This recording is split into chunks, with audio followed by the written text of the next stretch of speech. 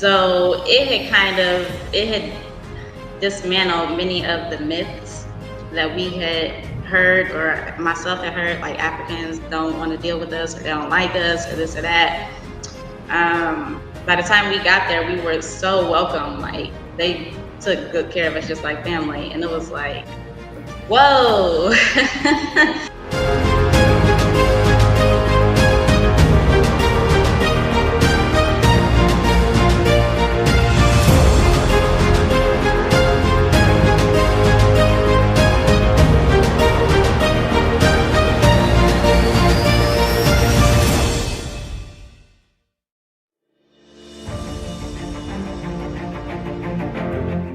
This broadcast is brought to you by Bold People Get Rich.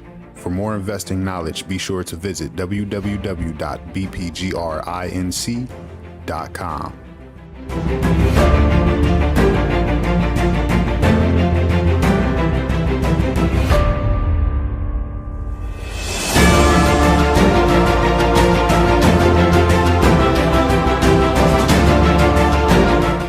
The cops here, they carry guns, but here's a fun fact for you. They only carry one bullet in their gun. They're only allowed to carry one bullet. So it's very, very, very peaceful, to a sense where gun violence is non-existent.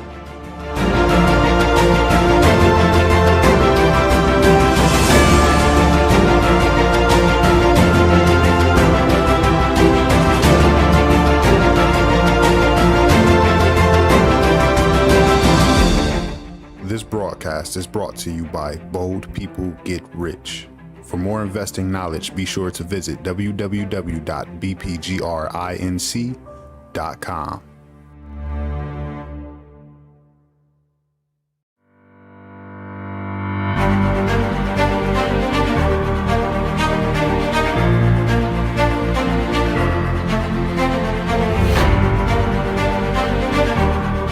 First thing I want to let y'all know is you can start a trading account with as little as $10, all right? And if you're not greedy and trying to get into this and try to make a whole bunch of money really fast, you would understand that even getting into it with $10, maybe you may not make a lot of money, but you can begin to learn the markets with some skin in the game.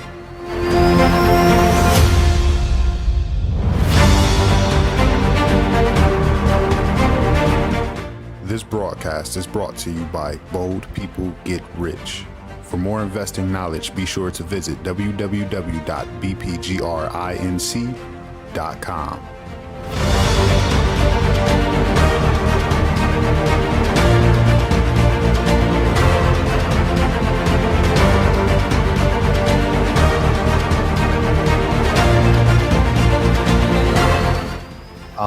But what this lesson is about is, like I said, for the working person.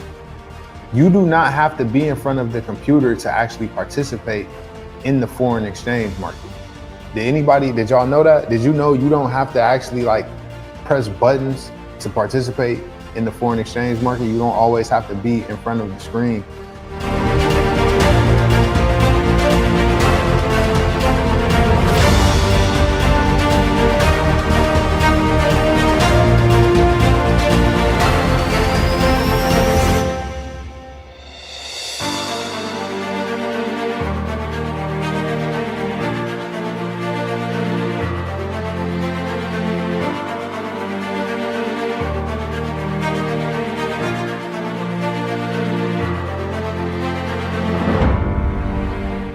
This broadcast is brought to you by Bold People Get Rich.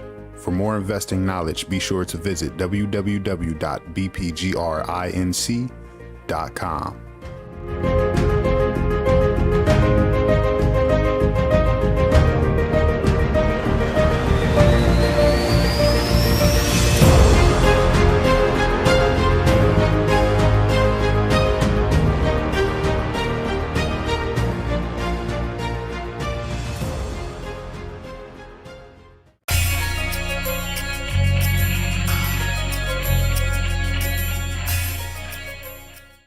Welcome to to Markup Mondays, where every Monday at 8 p.m. Eastern Standard Time, we analyze the financial markets, educate the community on trading and investing, discuss world news and popular topics.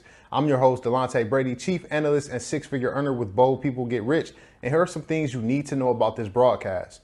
During the market analysis portion of this call, we often find areas in the market to trade or make our investments. To be updated on these entries, exits, and trade management, make sure you tap the 3 dots on my Facebook page and change following to favorites. This way, you'll never miss an update. To receive investment knowledge, exclusive deals, and updates, click the link tree in my bio and subscribe to our mailing list. If you're viewing this broadcast on YouTube, to be kept up to date, make sure you hit the like button and subscribe. This is an event made for the people, by the people, and we love to hear your feedback and answer your questions during the show. So please feel free to comment as often as you like. Lastly, all forms of investing do involve risk of loss and is not suitable for all investors. Increasing leverage increases risk. Before deciding to trade in any financial market, you should carefully consider your financial objectives, level of experience, and risk appetite. Any opinion, news, research, analysis, price valuation, or other information contained in this video does not constitute investment advice. No person or persons in this video is a financial advisor. Welcome to the call, everybody. Welcome to Markup Mondays, where we analyze the financial markets, give you investment advice, and we also go over world news and talk about the topic of the day and then the investment gem of the day. Today is a special day. We're going to be talking about our trip in Africa. I'm sorry, I didn't even let Rachel introduce herself. It's cool. Hey, what's going on, everybody? My name is Rachael, and I'm just happy to be here. Yeah. So, like I said, tonight is a special night. We're going to go through the financial analysis, or the market analysis portion of the call really quickly, because we really want to focus on sharing our experience over in Dar es Salaam, Tanzania. And then we also want to talk to Kenny, our special guest. So we're going to have a Tanzanian native on, and we're going to be actually asking him questions and just really finding out the real deal, over there in Dar es Salaam. If you're on the call, if you're doing the live right now, whether you're on YouTube, whether you're on the website, or whether you're on the Facebook, go ahead and let us know where you're calling in from or where you're viewing this broadcast from. Let us know you're here so we can go ahead and shout you out. Who do we have in the building? What's going on, Shay? What's up, Shay? Thank you, Spoiled Alicia. She says she loves the head wraps. Appreciate you. A lot of influence from Eastern Africa. All right. Naya Reeson is from Hampton, VA. Welcome. We got Portland, Oregon in the building. Welcome. Lynn Hurst, welcome to the call, Ascent. Welcome. Y'all go ahead. Akron in the building. My guy Sid. Cleveland in the building. Cleveland. All right, so y'all go ahead and keep dropping where you calling in from, and let's go ahead and get into the market analysis. So last week, not a lot happened. I called out an area. I didn't even make a highlight video for it because it didn't hit the sell zone or the buy zone. And it really just did a lot of consolidating last week. So last week was NFP, non-farm payroll. All right, but we got movement very early in the week. So let me go ahead and share the screen. Give me a quick second.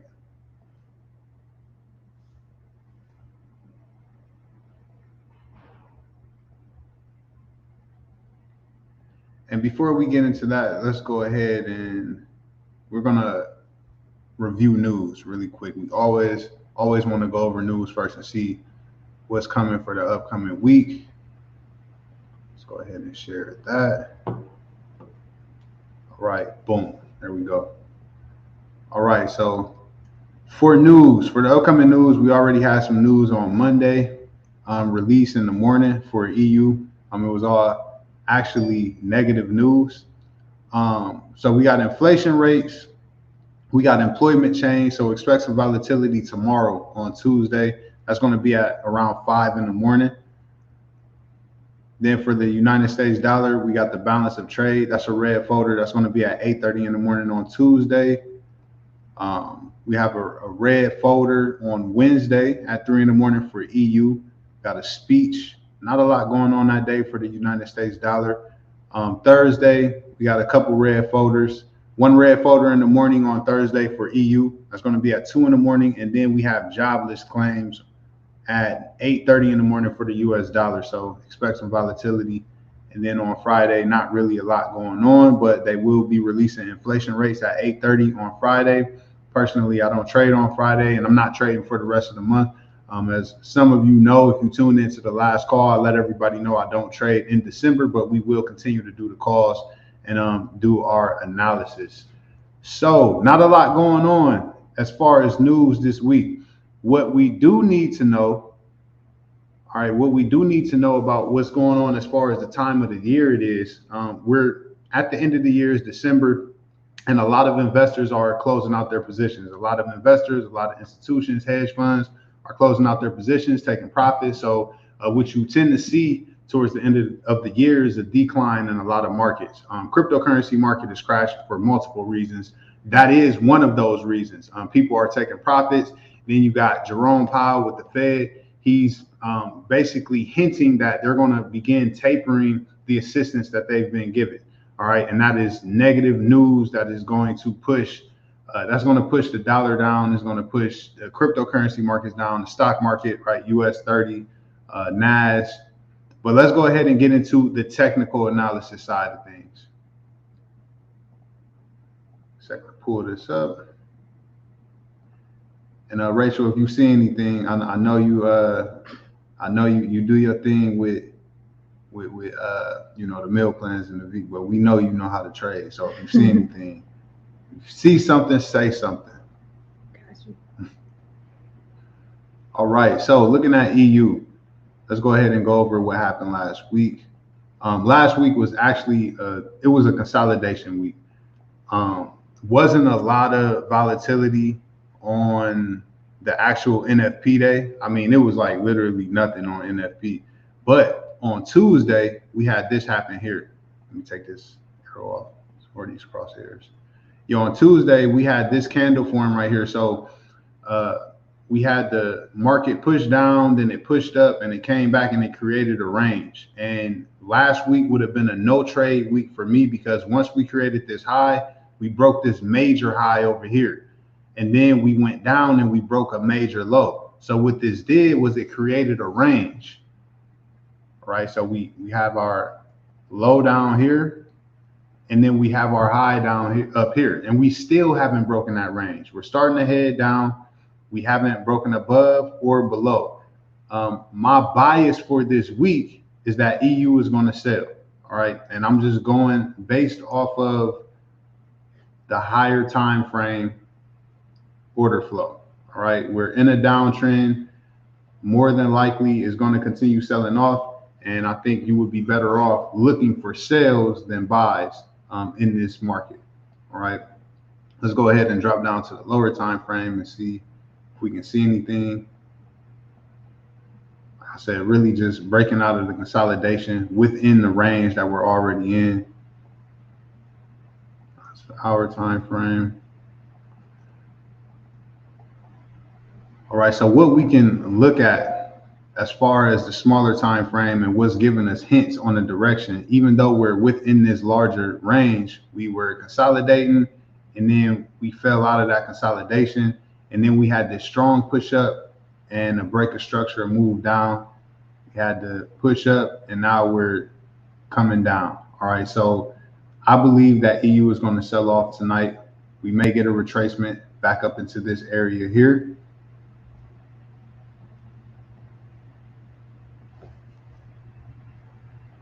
All right, so we'll say that that's possibly a sell zone, but more than likely it's going to sell off from where it's at.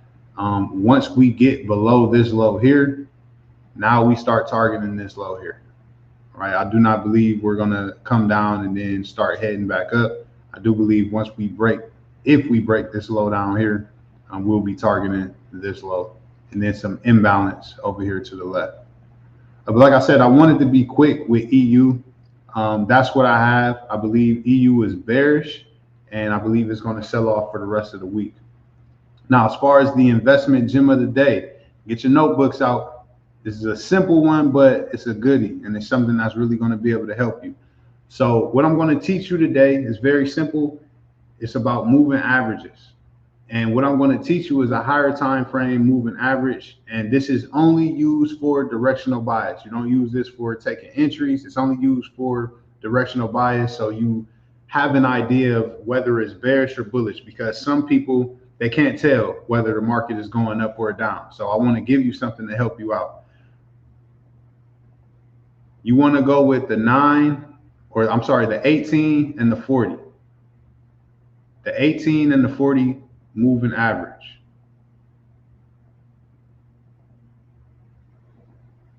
All right, so the 18 and the 40 moving average. Let me make sure this is one. Yep, 18 and the 40. All right, so the 40 is the yellow, the 18 is the blue. And it's very simple. You only use this on the daily, weekly, and monthly time frames. This is not to be used on the 4-hour, the hourly, or the 15-minute. Only the daily, the weekly, and the monthly. And what you want to look for is see how you have the 18 on the bottom and the 40 on the top. When the 18 is on the bottom, 40 is on the top, and it's open, this is bearish. Right? Once we get across, well, let me show you an example. See how we had a cross here and the 18 went over the 40 and it opened up.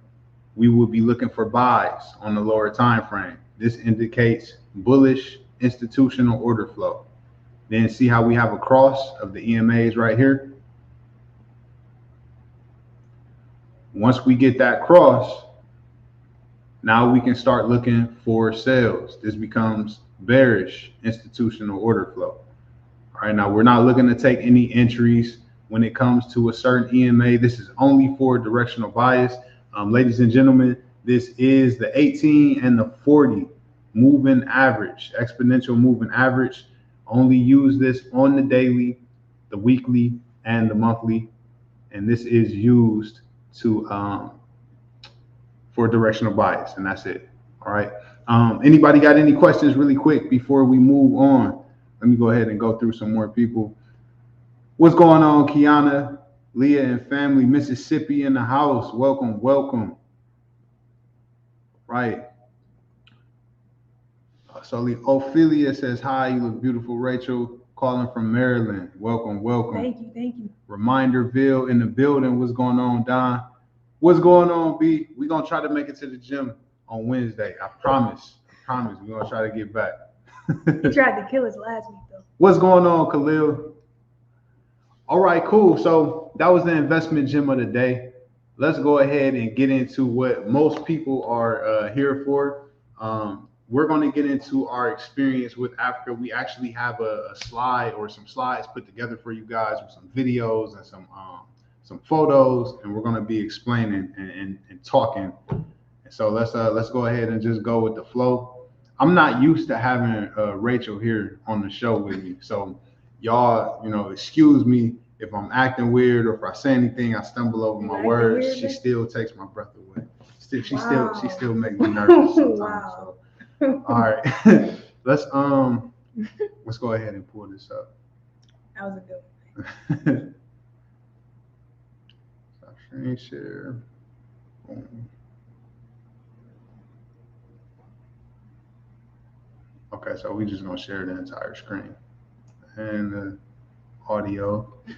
Okay. All right. Hopefully, I don't got my second set of eyes are actually looking at it with me, so I don't have nobody to tell me if I'm messing up. Oh, we good? Okay. Thank you. Well, I can't see the screen. Cool. All right, let's wait for it to pull up on here. Make sure we're good to go. Good. Okay. Cool. So let's get into it. Before we get into the pre-trip, I want to talk about why Tanzania, like why we chose Tanzania. If we could just explain to everybody out of everywhere in Africa we could have chose, why did we choose to go to Tanzania? You want to touch on that?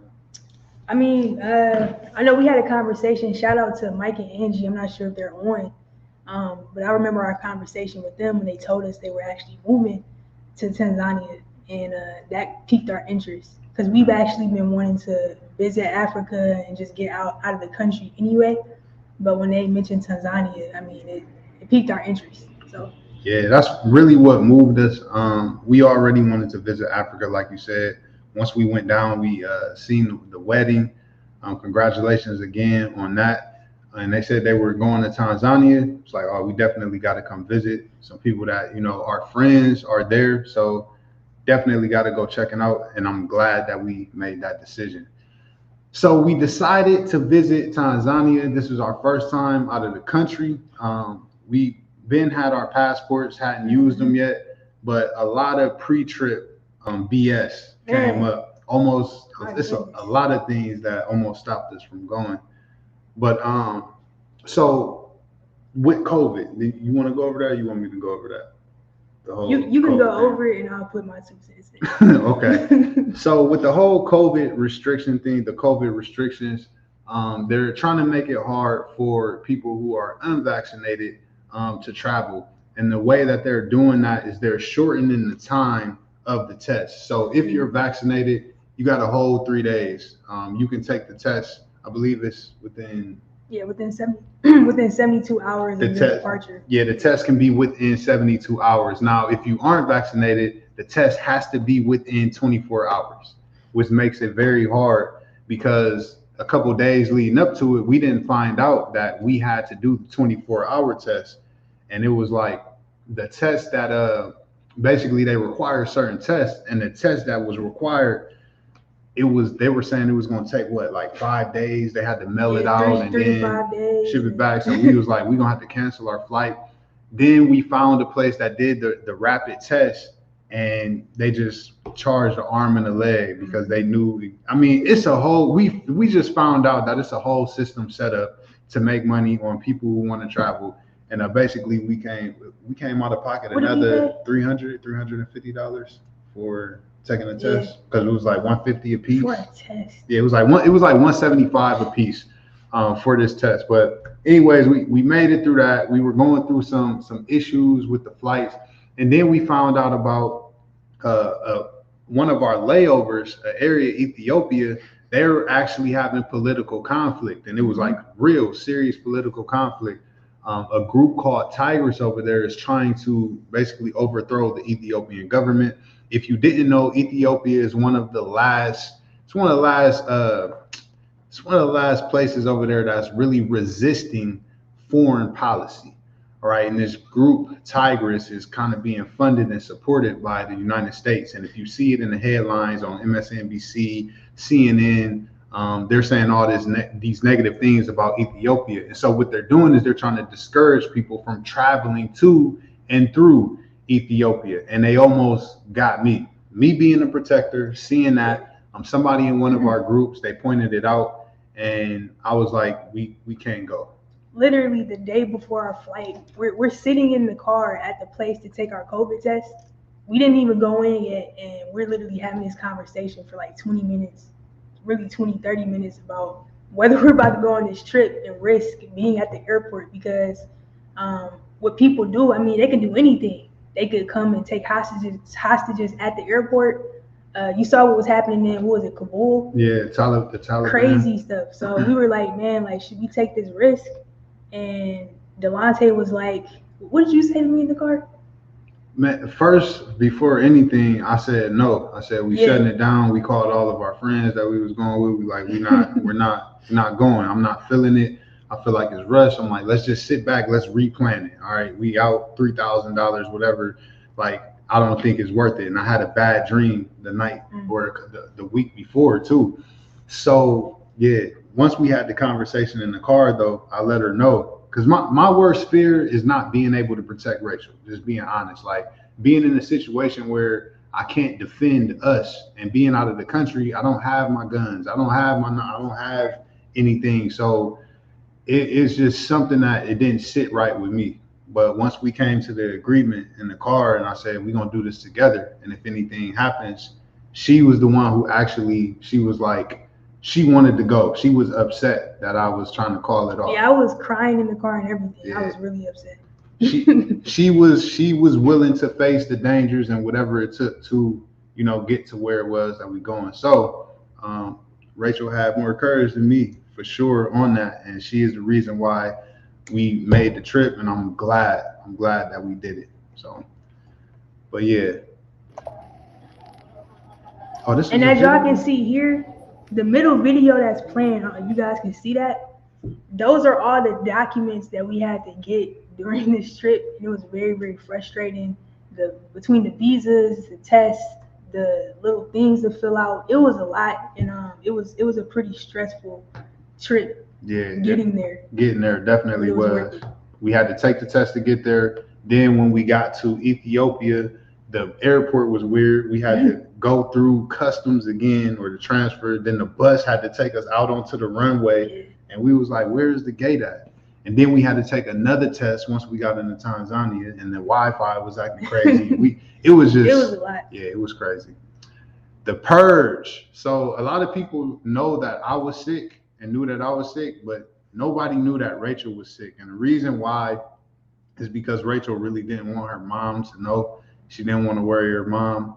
But Rachel was actually sick. She got sick probably about 3 or 4 days. It was the last 3 days of the trip. Last 3 or 4 days of the trip. Oh, we had been there for a couple of weeks, so the purge hit you later. Well, it hit me when Delonte was sick. I had a stomach thing going on too, but mine was nowhere near as severe.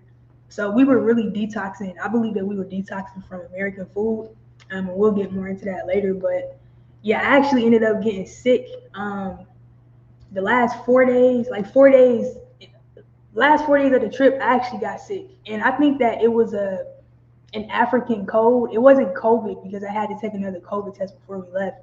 But it was a cold. I think it was just a regular upper respiratory infection that I caught out there. And because the bacteria and everything is different in Africa, my body's not used to it. And I actually ended up, I had a fever. I had chills. I felt nauseous a little bit, but it was mainly I had a lot of mucus accumulating in my chest. So, yeah, that was pretty bad. Shout out to Auntie Tanya. That's real. Auntie T. Y'all see her at the bottom. Rachel was running a fever, and our water actually stopped. Oh man. Our water had ran out. So the last week in Tanzania, there was a drought going on. A drought had happened, and we had ran out of water. Because there is a water supply to the place that we were staying, and I was fortunate enough to be able to take a shower because we still had water. And when I had my fever, I was able to cool down. But we didn't have any water for Rachel, so Auntie T, with her wisdom, she came through. Yeah, she put her feet in cold water, put the rags around her neck, up under her armpits, and we got her fever down. And that was definitely a blessing. Thank you. Always gonna be appreciative for that, T. Never forget that. So this is day 3. I'm pretty sure most people have seen this, but now let's talk about the recovery. All right. Yeah, the recovery was pretty cool. So this is something I always say about anything, whether you're worried about COVID or anything. I think that it's very, very important to make sure that your immune system is strong. That way you can fight off whatever, because we don't know. Like they might release something else, or you might run into somebody. You never know what's out there. But if you focus on keeping your immune system strong, then you won't have to worry about getting sick. So because our immune systems are strong, we were able to fight off whatever we had going on very quickly. Shout out to Mike for bringing over sea moss. Now and bitters herbs. We already had herbs too, but he brought over some more herbs to help keep our fevers down.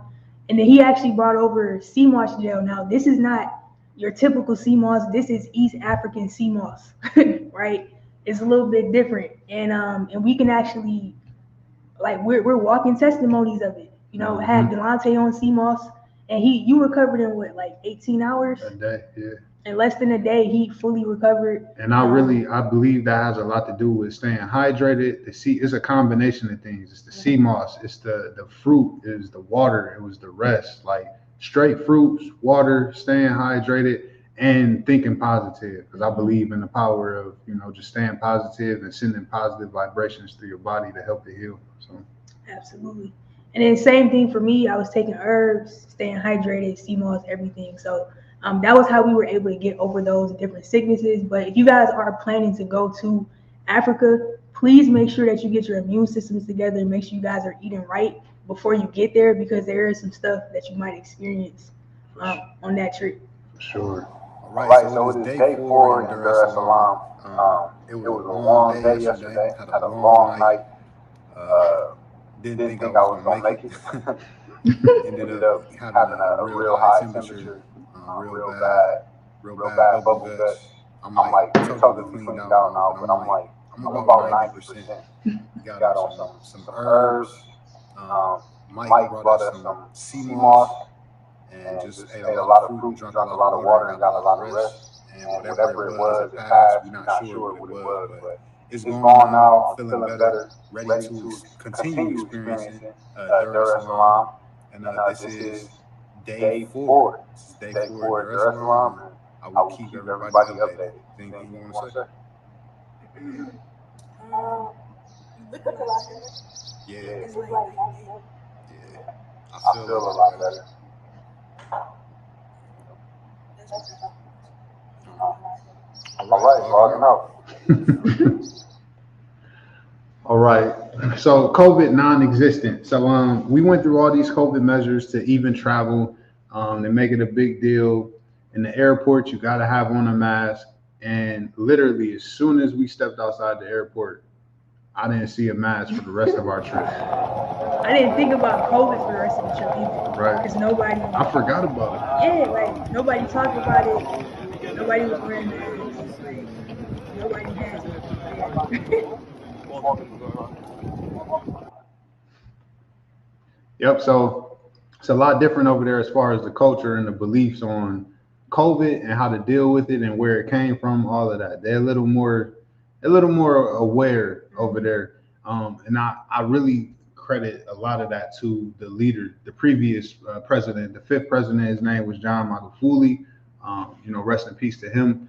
But he was a true leader of the people. He encouraged the country to pray and stick to their herbs and really just take care of their health. And that was how he preached battling against COVID. And he really didn't want to, succumb to foreign policy and foreign ways.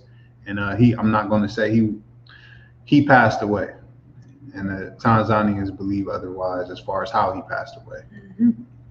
All right, the culture shock. So I'm not gonna lie, I was being a little judgmental, and I think Me too. you were too. I was being a little judgmental after we, really got into the city because the things it looked different. It was kind of run down. It was trash in places, and it was animals Yes, everywhere. animals walking down the street. A lot of traffic, people just walking down the street. It was different. It was different.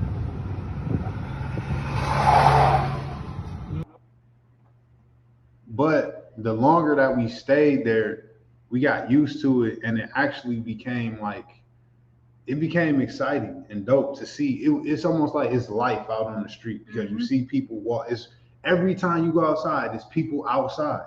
They either Even walking. at 10 p.m., at 10, 11 p.m. at night, you got all these people outside just chilling, kicking it. Monday night, Tuesday night, Wednesday night, every night. Like it's really dope. And it's beauty within it. The OCD within me, I like to see stuff organized. And the first day I was like, nothing's organized. Like, and I was kind of tripping. But the Holy second poly. day, right? The second day and going forward, I saw the beauty within it. And it's beautiful. It's really beautiful. Yeah, it is. When you get to talk to the people and you get to experience the culture and you out, you shopping and just experiencing everybody, it's almost like a spirit over there. It's a whole feeling that you get, and it outweighs, everything else or anything negative that we were thinking. So the beach, this is your section. Oh, this is me. Yep, the beach. Okay, so the beach actually helped a lot. The beach helped me a lot because we went there the second day we were there, and just seeing the beach and being able to let my feet touch the Indian Ocean was a beautiful experience. But yeah, they actually have a few restaurants along the beach, and it's beautiful. The first day we were there, we went to a place called Vibes. Yep. That was at Mbezi Beach. And as you guys can see, they have some vegan tacos up here at the top right. They even have boxing bags, but the boxing bags are like cement. So they might just be there for show. Yeah. I'm not sure if people actually punch those. Yeah, me and Brandon had to punch the tires. Yeah. The tires for but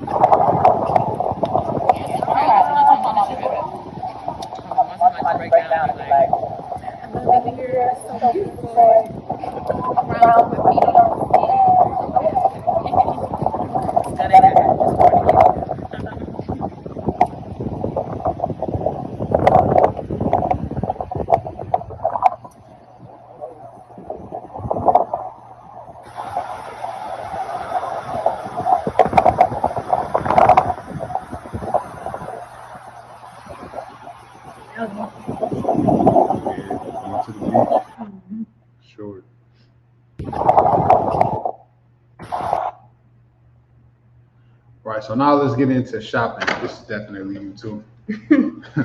All right, so shopping in Tanzania, I'm pretty sure it's the same in a lot of African countries, but it's two different sides to it. So normally you see it like this, where a lot of the shopping is done outside. So as you guys can see in the video, you got a lot of local natives selling produce, right? Fresh fruits and vegetables, and it's an outdoor, environment. And this is cool. And if you guys are in Cleveland, you can kind of relate to what I'm gonna say. But it reminds me of shopping at like West Side Market. And for me personally, that gives me anxiety because I feel rushed. And then it's crazy because literally everybody's selling like the same stuff. So I like to try to support everybody, and I feel bad if I don't get something from this person. So I end up spending a lot more money than I normally would.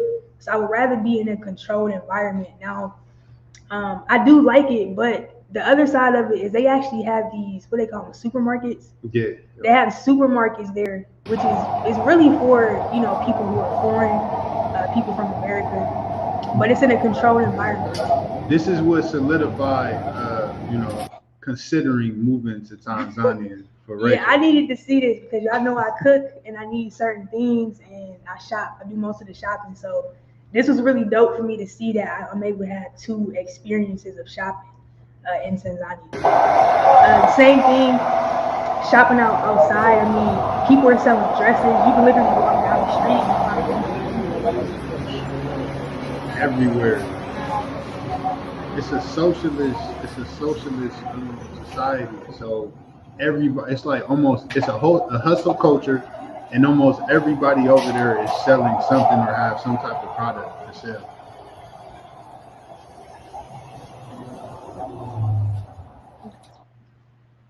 Who's that one? You want to go with it? Oh, Mama Africa. Mm-hmm. So Mama Africa was, our favorite, our most frequently visited place when we were in Tanzania. So Mama Africa it's a lot of things. It's not only is it a restaurant, it's also a place to like really relax and lounge, and just how they have everything set up is really relaxing. I fell asleep there a couple times. They have vegan options, as far as food. And what Mama Africa is doing is she's trying to introduce different regions of African food all in one place. So the meals were, incredible. The flavor is crazy. Like, I forgot what this one. This was a. That was the beef stroganoff. That was the vegan beef. Yeah, it was like a lentil loaf. Yeah. That was like one of my favorite meals of all of them. But all of the places that we went to had vegan options, and that was important for me too, because I don't always like to cook, so it's good to know. So the way they have everything set up, it's in the sand, and they have places where you can sit, relax. You can walk out onto the beach. Service is really great. Everybody is nice, understanding. Everybody speaks English. Oh, they have hammocks here too. They have like 2 or 3 hammocks set up, and that's a whole vibe right there. Like drinking, on the beach in a hammock, drinking fresh juice. Right. Yeah, fresh juice. My bad. Yep, you good. So here's the menu too.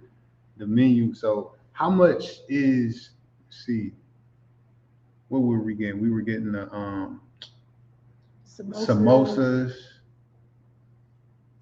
Well, you can just go off one of these.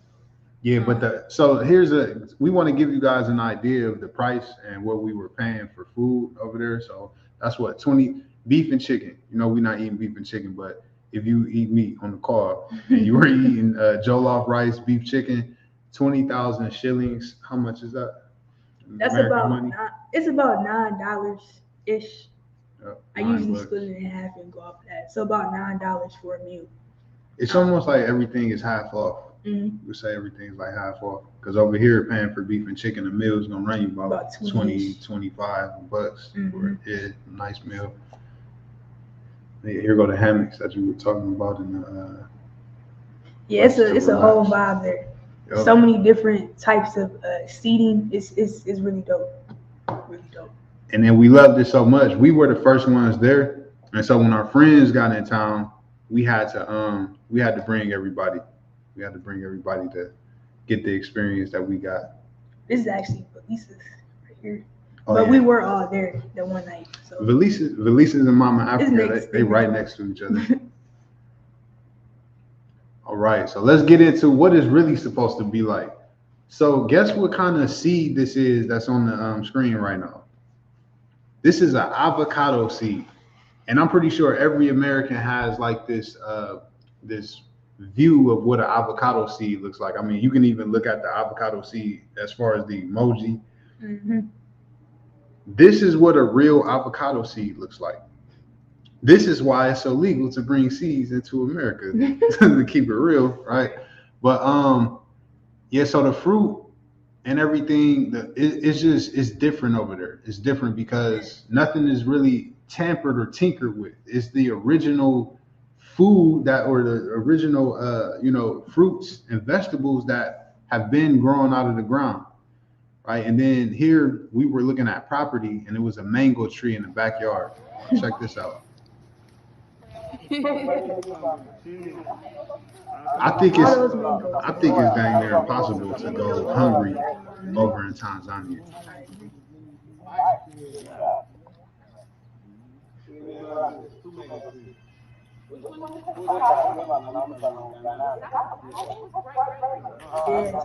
This is a mango fresh off the tree. No pesticide.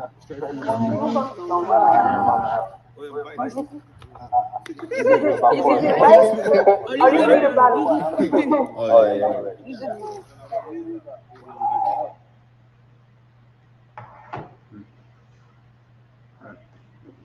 Oh, speaking about the mangoes, I actually had a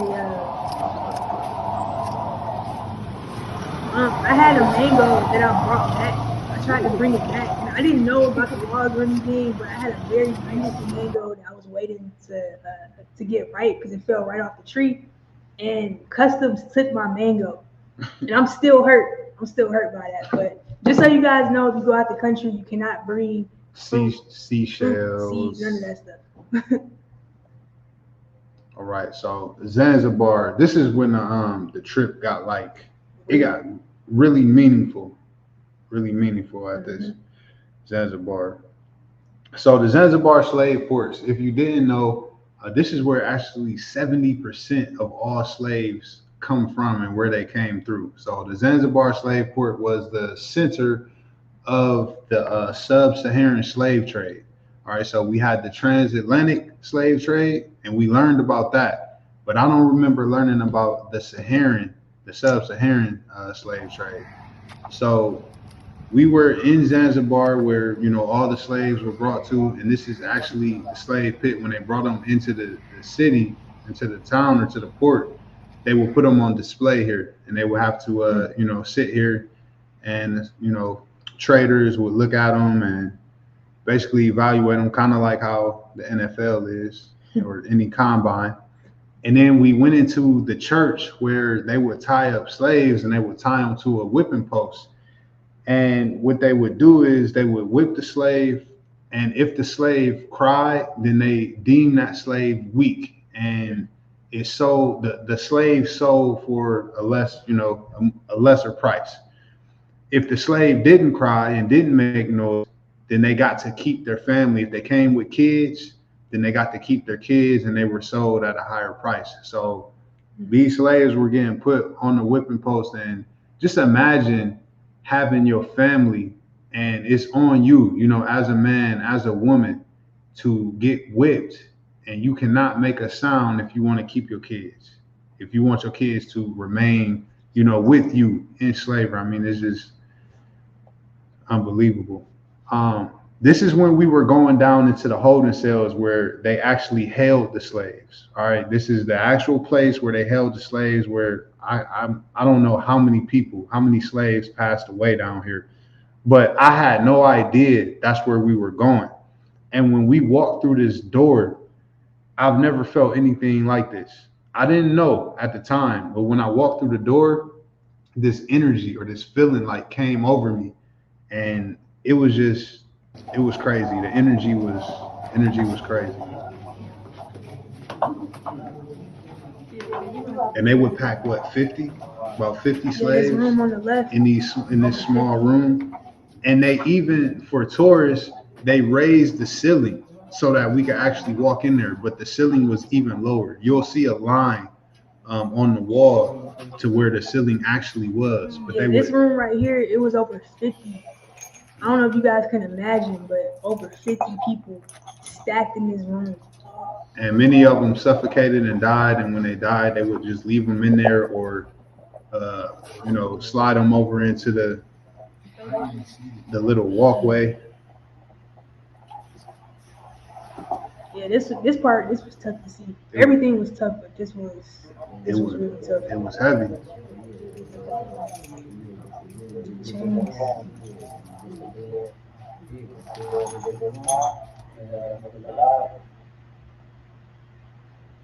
So we were actually passing the chains around. It was a chain left over from when they had them, chained up. And another part of the tour was going around and like actually reading the history of the sub-Saharan slave trade. And so you see me over there to the right, I'm reading, and it's almost like a book. They take you through from the beginning all the way to the end. And I took pictures, and I pretty much got a book to read, but I just got all this history and a better understanding of really how Christianity and Muslim, the Muslim religion really came about, and how they aren't too different from each other. But that's a conversation for another day. And then go ahead, you got this slide. Oh yeah, definitely want to shout out. First of all, I want to shout out Mike and Angie for the Airbnb, making this trip, really possible for us, and providing the inspiration. And then shout out to Kiana, Brandon, and Tanya, holding it down with us too. Like really just being able to experience it, because we originally planned to go on the trip by ourselves, but we were glad that we had some of our friends who wanted to come on the trip too, which made it even so much better. So shout out to you guys for coming on the trip with us, experiencing it, playing ace deuce, right. Brandon cheating, all everything. Yeah, y'all better, if y'all plan on traveling the world, it's more fun when you got some travel mates, some travel buddies. So definitely our retirement partners there. Looking forward to exploring more. So why Tanzania? Some of our family is probably wondering, why would we want to move to Tanzania? And we don't have a specific date, and out of respect for our family, we're going to release the date to them first before we release it to the public. But we just want to explain, some of the reasons why we want to go to Tanzania. So the first reason here, this is really big for me personally, because you guys know I'm really big into the vegan eating, the healthier eating. And the food in Tanzania, and I'm pretty sure anywhere outside of America, is so much cleaner, right? And it makes me, that reason alone is enough for me to want to get up out of here, because the food is so much cleaner. The food here, they're literally just they're trying to kill us prematurely. And I know you guys see it, but you don't realize how clean food can be until you actually go to another place and experience it. So that alone is making me itch to get back as soon as possible. So sunshine. So I know Rachel put up a post the other day that I was complaining about the sunshine. Sun is funny. I never realized how important the sun is. The sun really when people talk about how important the sun is, I mean, it really helps and improves your mood. I mean, our skin was over there glowing. I was always in a happy mood. I would rather be hot than cold any day. But when we came back, it was gloomy. I didn't see sunshine for like 5-6 days. Sunshine just peaked out a couple of days ago. But our skin dried up. Our skin is ashy. Yeah, it's we terrible. lost our color. I'm pretty sure we're not getting any vitamin D. It's just a place with no sun is no fun. And then the culture is really peaceful over there, even though it's like really hectic. It's like more laid back. There is no such thing as road rage over in Dar es Salaam. People beeping, honking at each other, cutting each other off. I mean, all crazy stuff, but it's cool because it's like dope. It's just the way it is. And it made me look at driving a lot different. When I came back here, it was like, I'm like, man, people really be tripping. Yeah. People even the personal space thing. There is zero personal space in Tanzania. So if you got a thing with that, you need to get that corrected before you go visit. But they don't even say, like, if you say samahani, which is excuse me. If you say excuse me, they'll know that you're not from there. All right, because nobody says excuse me. It's normal to bump into people. It's normal to like be in people's space. So that was another adjustment that we had to make. One thing that I didn't get used to though was the snapping. So people, as soon as we got off the plane, the doctor, he snapped at me, and I was like, who are you snapping at? Hey, Kenny did that to me at the airport. Yeah. But it's a part of the culture. So when people snap, it's like hey, trying to get your attention is not disrespectful, and they also go. Yeah, I can't get with that. That's a way that they, but something that's disrespectful over in Tanzania is if you were waving somebody to come here, if you go like this, they consider that disrespectful. So over here in America, we can go like this, but over in Tanzania, you got to go like this. Overhand, not underhand. Yep. It's cost efficient. All right, so it costs less to live over there. What does that mean? We save money. We have more money to invest.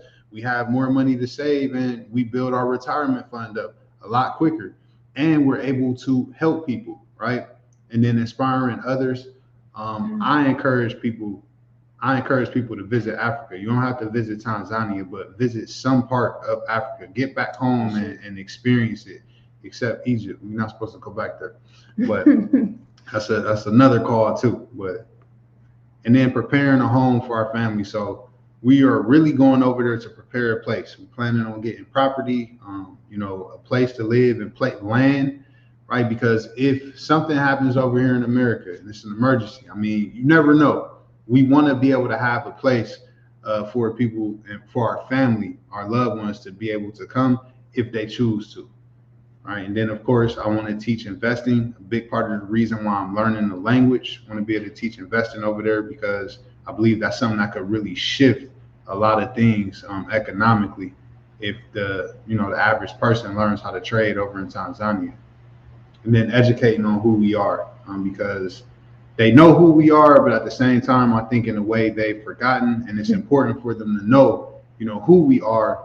And when I say we're going over there to prepare a place, it's not only to get property, but it's also to really shift the culture as far as what they think and what they believe about us or Nzungus, African Americans.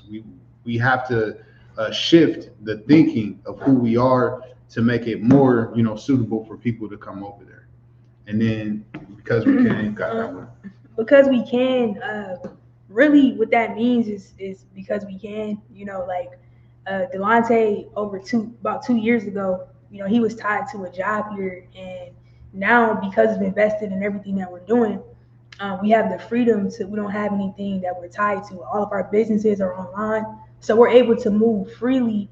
And because of that, that's why we say because we can, because we have the freedom to go live anywhere we want, really, as long as we have Wi-Fi. Moving out of the country was never a thought for me because I never thought it was possible. How could I think it was possible if if I got to go to a job every day? It's not even something that I would think about. I always wanted to visit, but once I got out of the job, it opened up basically my limit. My limit was raised, my level was raised, and I was like, oh, okay, now we can move. Always wanted to visit places in Africa.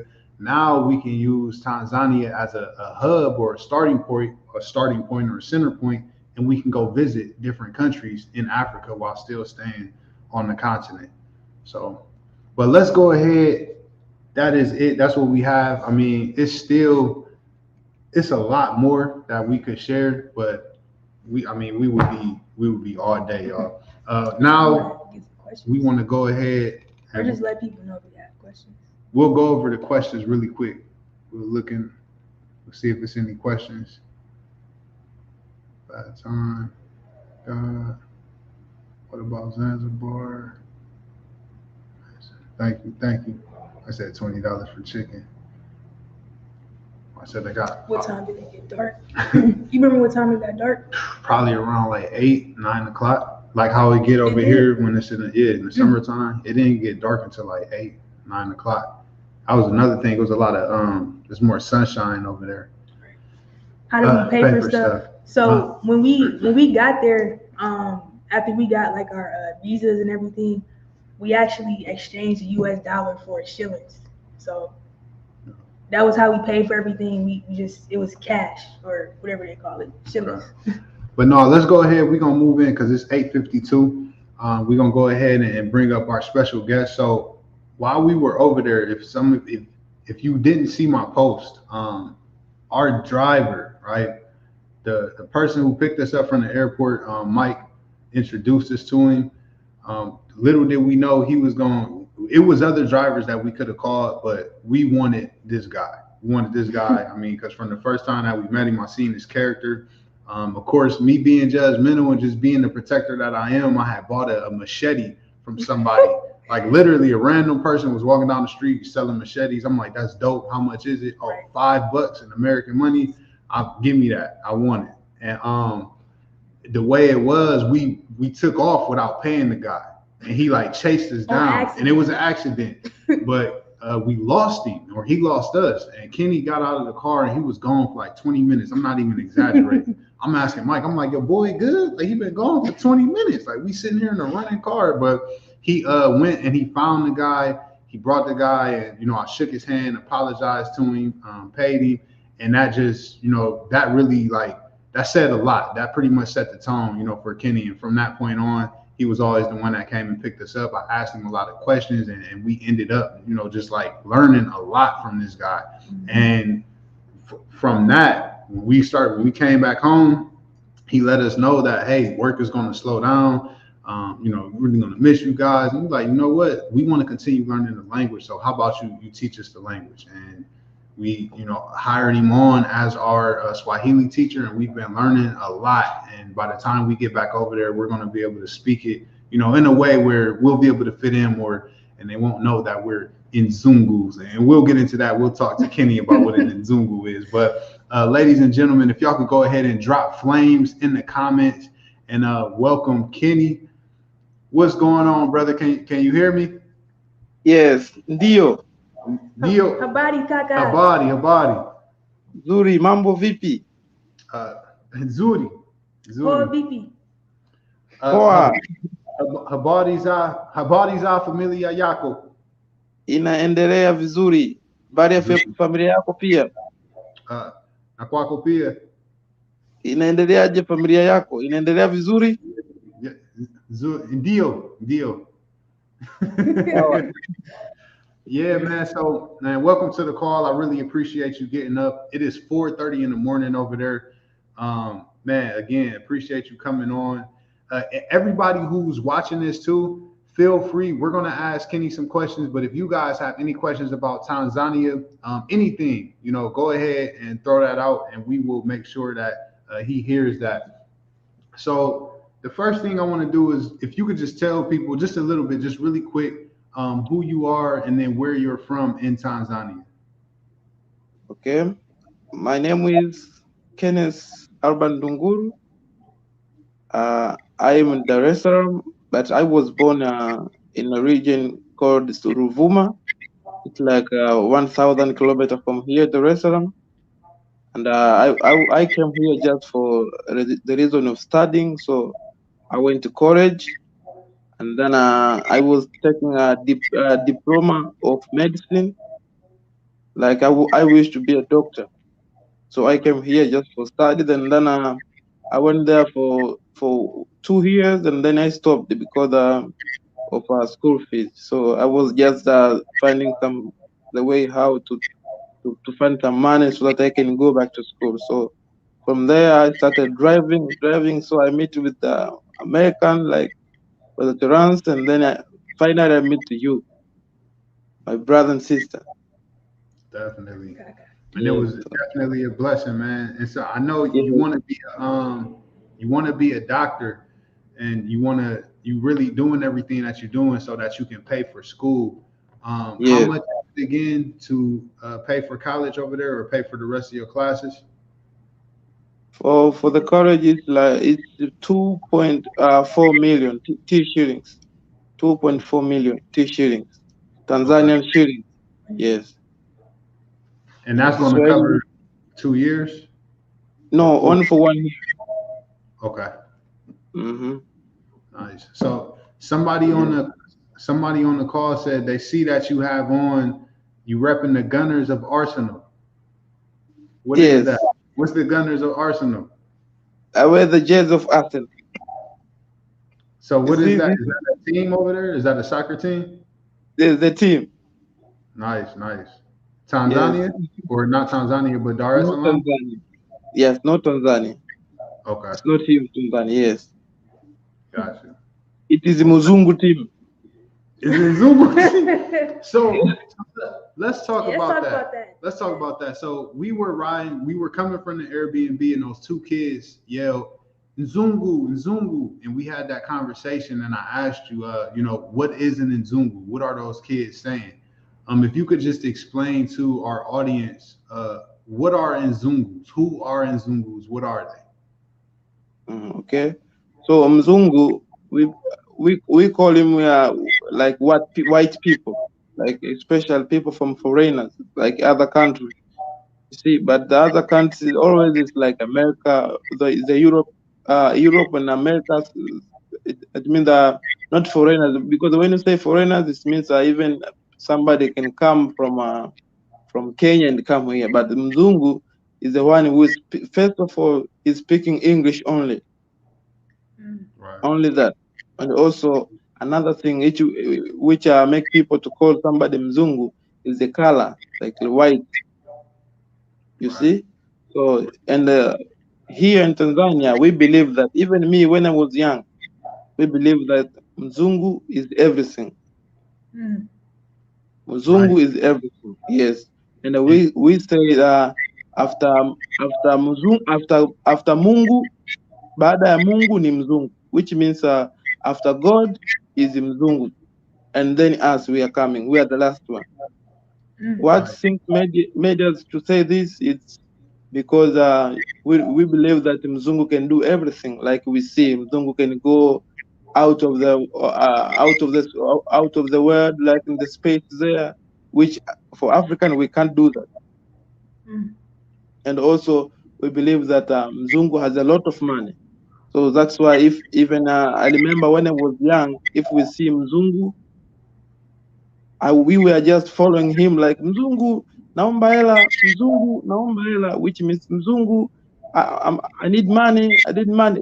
We were kids, like 5 or 6 to 10 years. We were just following them. And for us to see Mzungu, it was like a dream in my place where I was coming. Yes, it was like a dream. So it That, was like we worship them, like we worship them Mzungu. Mm. So I think that one is it's like our culture, like we hail it from our grandfathers. You see, even themselves, we believe that they were doing something like this because I know during that time they were torturing them, so it made them like being afraid of them, being scared of them Zungu, and they worship them since we thought that they have more power than us. They have more power to control us. but as you became adults, y'all know, or most of you know that that's not true, right? And that y'all were taught Yes, wrong. yes. Okay. Since when I came here in Dar es Salaam, I know that Mzungu is somebody like us. Yet the difference is color. Hmm. But also, we unbelieve that, and most of us believe that we are stronger than them because, for good example, you know the disease called malaria. Yep. Malaria. So I heard that Muzungu they are afraid of malaria. So Muzungu, which I'm talking here, is like those white people, not you. I know that you are our brother and sister. You are the same. We come from the same mother, from the same father. But Muzungu is Africa. So, but some people they're just considering you also, even you as a Black American, they consider you as the Muzungu also because you speak English. Right. You see, but the people who I'm talking about here is those are white people with white hair. We call Right. them like white hair. So they believe that those guys they don't have immunity to fight against disease. First of all, they were afraid of malaria. That Mzungu, if he gets caught of malaria, he gonna die very soon because his immunity. Yes, for you, I believe. Even me, I know when I was at my school, there was certain. It was we call it ordinary level ordinary level school. There was some Mzungu were coming there because of the school which I was studying. It was the mission school, missionary school. So some people were coming there from outside the country. The Mzungu were coming there. So even others, some of them were teaching us there, and sometimes they were just like they give support to us. So we heard about them like they said somebody told us that this Mzungu when they come here, they're really afraid of mosquitoes because when they bite them, when they cause malaria to them, they're gonna die very soon. So they are very, very afraid of it. Right. So And from there, I yeah. was thinking like, how? Because I'm just staying with the mosquito all the time, and I'm not scared like that. Sometimes it can cause death, but it's not in high rate like that. So I was saying, so we have a very high immunity than them. So we are very stronger than them. Hmm. So from there, I just know that Muzungu is like we on the top, and then Muzungu is coming. I like that. Exactly. Yes, yes. Exactly. So Lou has a question. Um, he wants to know. He says, "What are the main occupations, or what are the main jobs for young people in Tanzania? And what do you think are some of the most needed opportunities? What does Tanzania need, the most as far as opportunities for money or jobs?" That's a good question. Yes. The first thing, like the system now has changed. First of all, talking about occupation for young people in Tanzania, this time job is like something very difficult to get it. What I mean is that sometimes you can graduate something, maybe you can graduate from university, but to get the opportunity to get the work is too difficult. So you need to do something which is out of your career so that you can earn money, you can get money. So talking about work is not difficult to get it.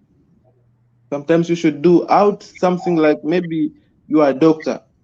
I see my friend who graduated. Now they're selling some clothes online. Right. They're posting some clothes. So, and what I mean that if your family has not prepared the work for you, like even let me take an example. Maybe you don't have anyone among a member of your family who is working in the government. It will be very difficult for you to get the connection of working. So it means that if maybe you graduate, you should have somebody who can be like a referee to you. But if not that, rather you are going to suffer. I know more and you see now a lot of people are graduating. So like this year, I had one university. They graduated. It was 9,000 something 9,000. So assume for 9,000 only for one college. So Where are these people going to do the work? Where are there people going to get the work? Where are they going to work?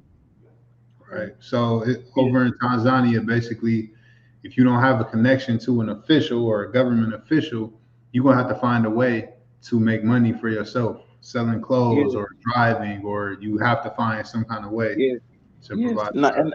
And also to have something to do, it's need capital. And to go and tell your father, like, Baba, Daddy, I need capital so that I can do certain business.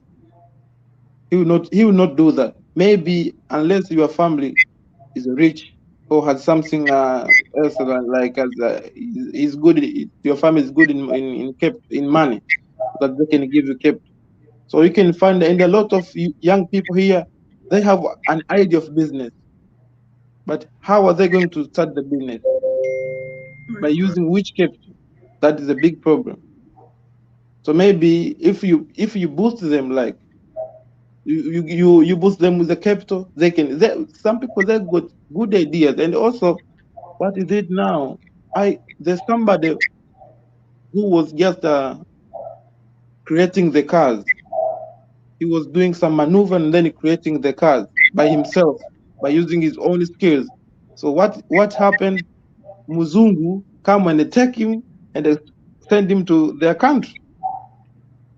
Mm. So you see how they're doing. Yes. So that's like to exploit even your man, our skills. And if they see you have something else more different from them, they come and take you and send it to your country, send you to their country. Right. You That's see? That's crazy. So I wanted to talk about the law enforcement over there because another conversation that we had was how I was explaining to you how over here in America, people who look like us are targets, for as far as police brutality. They beating us, they killing us. Like we're terrified of the police because of what we see. And it's a completely different experience over there when you get pulled over by law enforcement or the police. So if you could just explain like what it's like dealing with law enforcement over there. Here police is all about money, only money. So it's difficult. And like 2 weeks ago, or 2 or 3 weeks ago, the commissioner of police announced that the police has no any power to beat the somebody who did something wrong. Like if they caught you did something wrong, they are not supposed to beat you. It will be another case for the police. So Right. they don't even allowed to touch you. Even if you have a mistake, you did a certain mistake, they don't have to touch you. Because some days ago, if police catch you, they start beating you. You see, but it was out of our law. So like 2 weeks, police announced that commissioner of police announced that you are not supposed to beat anyone, even if you caught him with a mistake, he did a certain mistake. You are not supposed. But the only thing here is money. Money talks. Like Right. if you get caught, for example, you remember that day when we went to Morogoro? Yep. Yep. Yes, I break the law. I drive the car with no shoes. I wear a sandal, open shoe, and then I was overtaking in the line which I was not supposed to overtake. So Right. I had two mistakes. So remember what we did? Yep. We pulled over. We Yeah. talked to him. I think you It gave was, him like 5,000 or 10,000 shillings. yes, it was 10,000 shillings, like nine US dollars, I think. So that's how. And also, if you have a good connection with police, maybe if you have a friend in police, you can enjoy the life. That even if you've been caught somewhere and then you call them like, brother, maybe I have a problem here. Can you talk with this police? So if you have a certain police who is maybe has got some position in police station, maybe if you Right. got called of anything, you can call them like Got you. so that So he can help you. So over here in America, weed is becoming like it was like this big deal, you know, back in the 80s, 90s. And now they're starting to make it legal. And now you got places where you can go buy weed and you can smoke it recreationally, like no problem. Like police won't mess with you if you have, you know, a card. In some places it is punishable, but basically over here it's becoming nothing. Like weed is, you know what I mean? It's almost like alcohol. What is it like over in Tanzania if you get caught smoking weed or having weed on you? Ooh, so for the weed, first of all, it's scared, like very scared. Like if you get caught, and this time, like I told you, it was 1 month ago, they put it as a criminal case.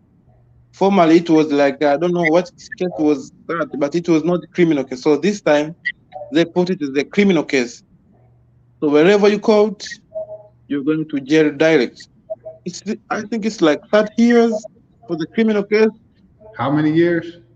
30 years, I think. I'm not sure, but I'm thinking about 30? 30? yes, because 30 it's years. criminal case. Yes. What if I just get caught with what if I just get caught with a little joint or something? Like if I was just Even the smell of that one, even the smell of weed, you're going to jail. But usually, you can find sometimes you get caught with the police. So a lot of people that getting caught. Even this is the place where I'm staying. There were some people who just did that on top there and on this side.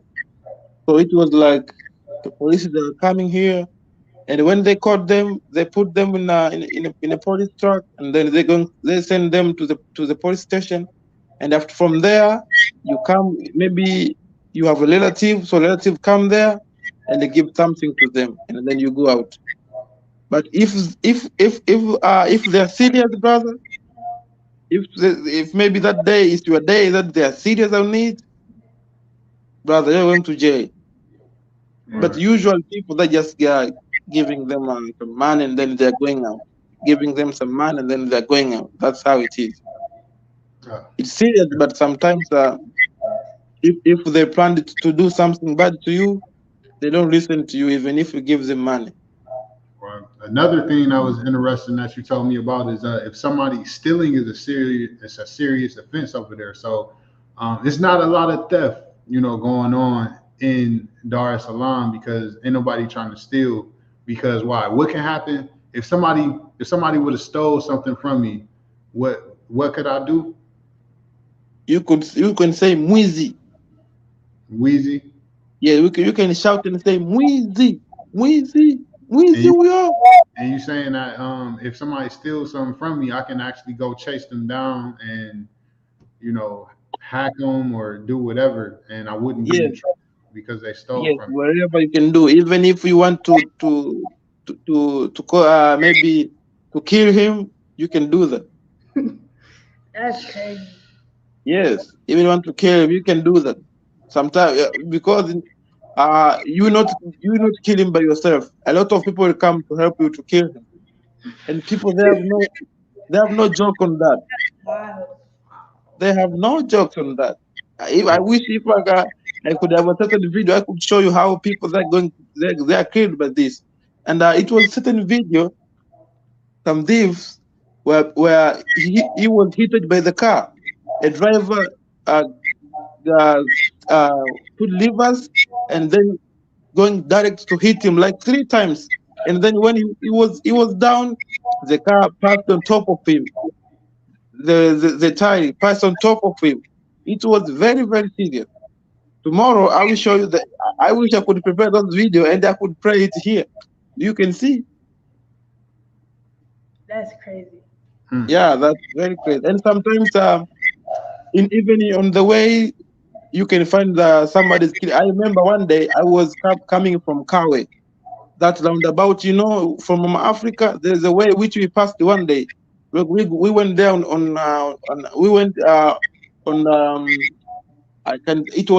is in the left side of Mama Africa. So when I was passing this way, I was in Daradara, the metro bus. You know what is Daradara? You said Dala? Yes, metro buses. You call metro buses. Right, yep. Yeah. So I was in that one. And when I was passing that way, I saw a certain leaf were burned. People they put a tire on him and then they fired him. Like you see somebody is burning there, but you can do nothing. Yeah. So I mean, it's I mean, I can't really like. It's nothing that I could say, about that because I don't believe in. I'm not a thief. I've never respected a thief, and I think stealing is a terrible crime. I mean, you didn't earn it, and if it's punishable by death, I'm not against it. I'm not against that at all. Hmm. Hey, it is what it is. You know what it is. Don't steal. Yeah. So this is how we do. If somebody is stealing something, if we get caught, only death remains. So somebody wants to know, are firearms for sale? Are guns for sale in Tanzania? Guns, Yep. no. For here, guns. For me, I'm about 24 years now. I didn't see a shop which are selling guns. And I don't think if it's available here in Tanzania. And if we want to own a gun here in Tanzania, it means that you should go to get a license,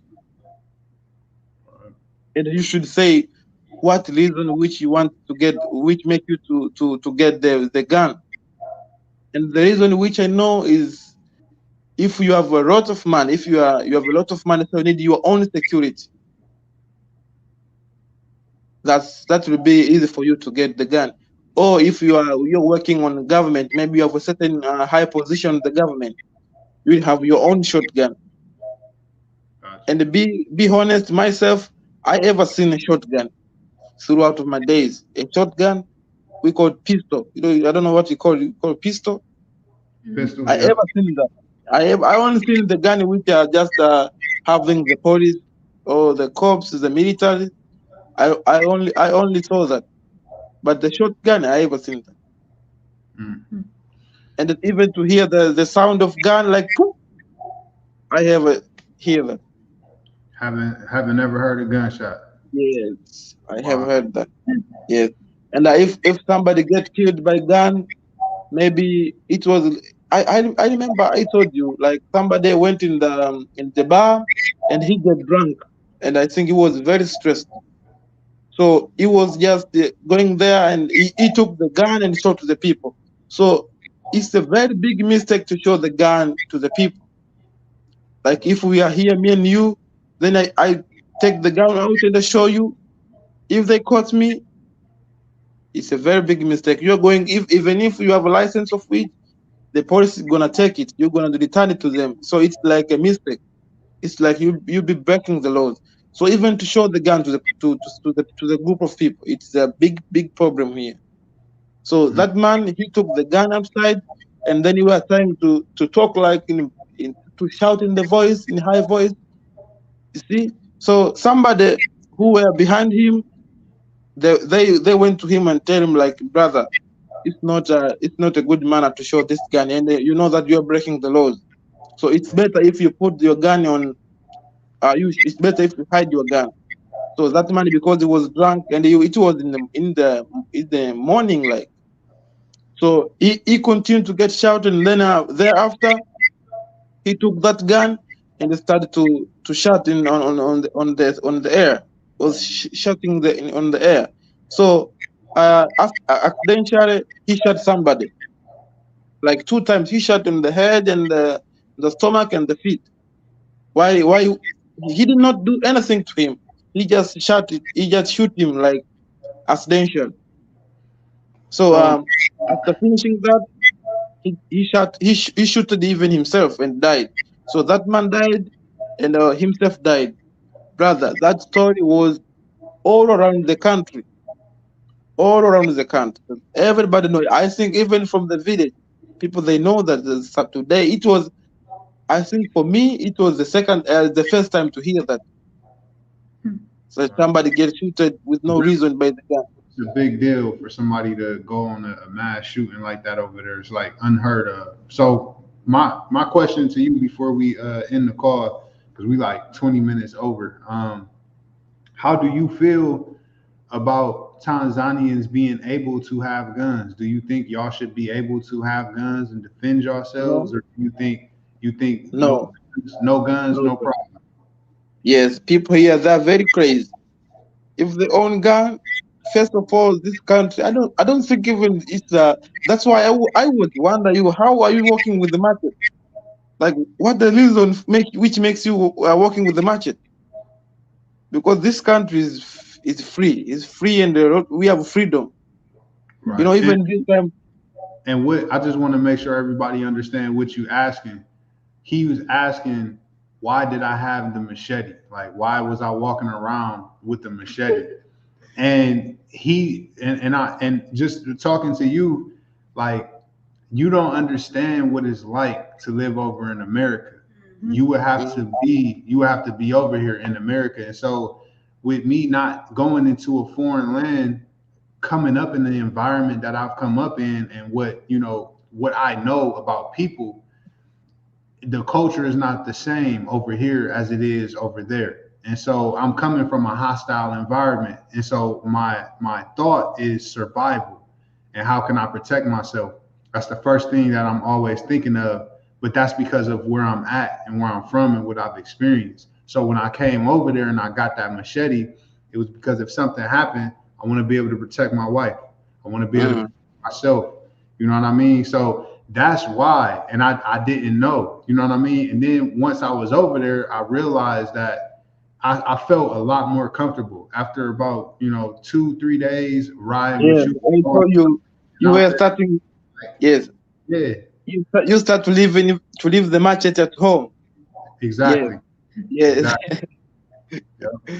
So this country is free. Maybe the things which you should get worried when you are here is to be careful with your stuffs. Like when you walk, but at night, even at noon, but mostly at night, you should be careful with your phone, with your maybe you have a pocket, maybe if you have a wallet, you should be very careful of it. But it depends with the presence. Yeah, For somebody instance, on the motorcycle, just ain't no way you can catch them. yes.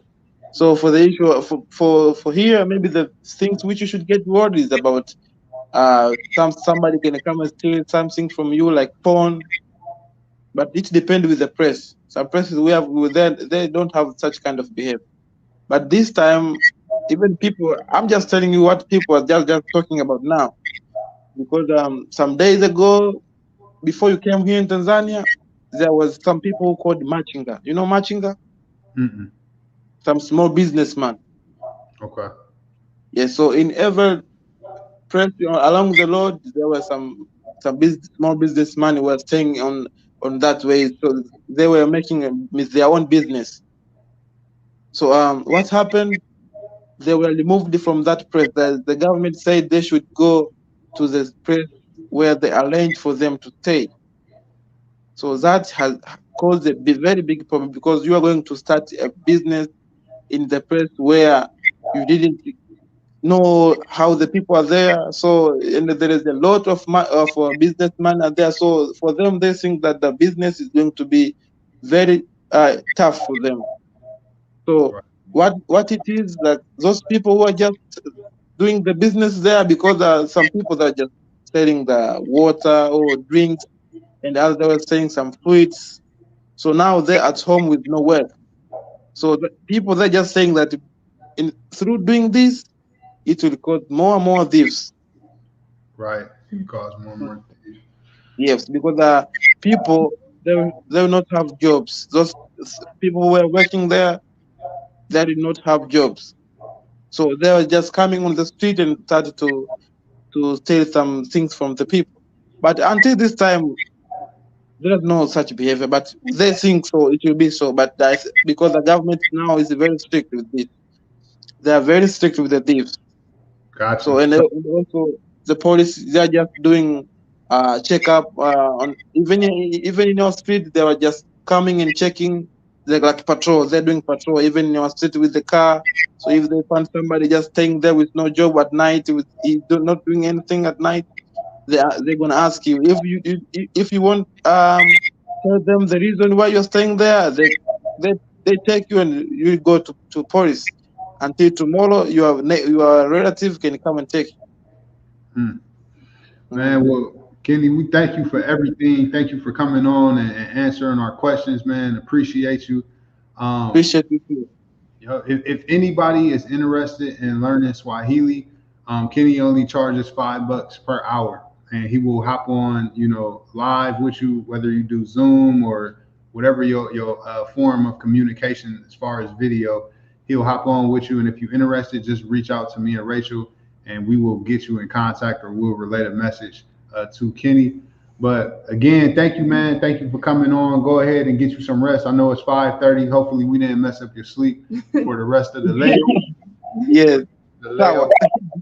But usiku mwema. I don't even know if you were about to go back to sleep. Yeah, I'll go back. Tutaonana kesho. Sawa kaka na dada, tutaonana kesho. Kwako pia. Sawa. All right, man. All right, well, we went over about 30 minutes. This was an extra long call. Everybody who stayed and rocked out with us, we appreciate y'all. Thank you, everybody, for hopping on. Let me see what EU is doing while we on the call. Look like EU started to go bullish. It's probably about to head up to that sell zone. So anybody who caught the analysis earlier, EU looked like it's heading up for the sell zone. But we'll be doing this again next week on Monday. I'm not sure what the topic is going to be, but I'll keep you guys updated throughout the week. Again, thank you everybody for hopping on. I hope everybody got value. I hope you guys learned something. I hope people got inspired. I hope y'all thinking about a trip to Africa.